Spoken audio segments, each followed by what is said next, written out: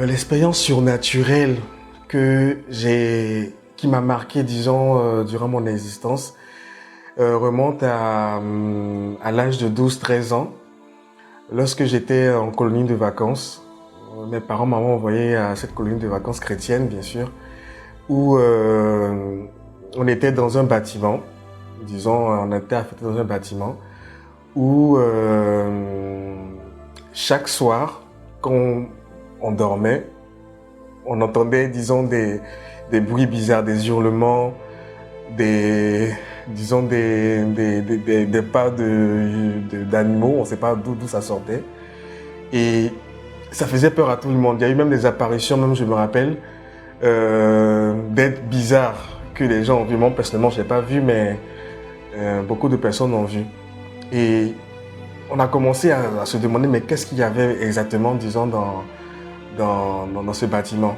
Et bien entendu, les moniteurs qui étaient avec nous nous ont dit de ne pas paniquer, que c'est bien entendu, vu qu'on est venu pour prier, on est venu pour adorer Dieu, c'est normal que les esprits qui sont autour de cet immeuble-là se manifestent. Et du coup, on a commencé à prier vraiment. Et il y a eu des manifestations, il y a eu des délivrances et tout.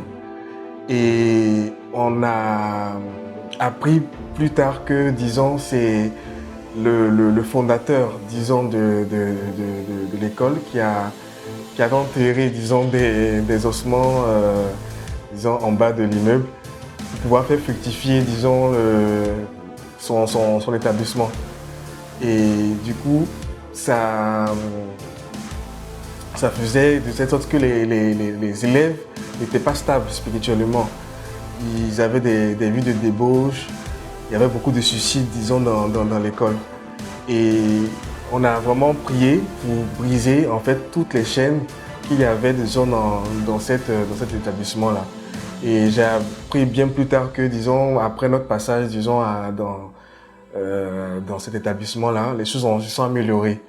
Donc voilà, donc c'était, disons, une expérience que j'ai vécue et qui m'a surtout marqué, qui m'a fait comprendre qu'il y a un monde vraiment spirituel qui existe.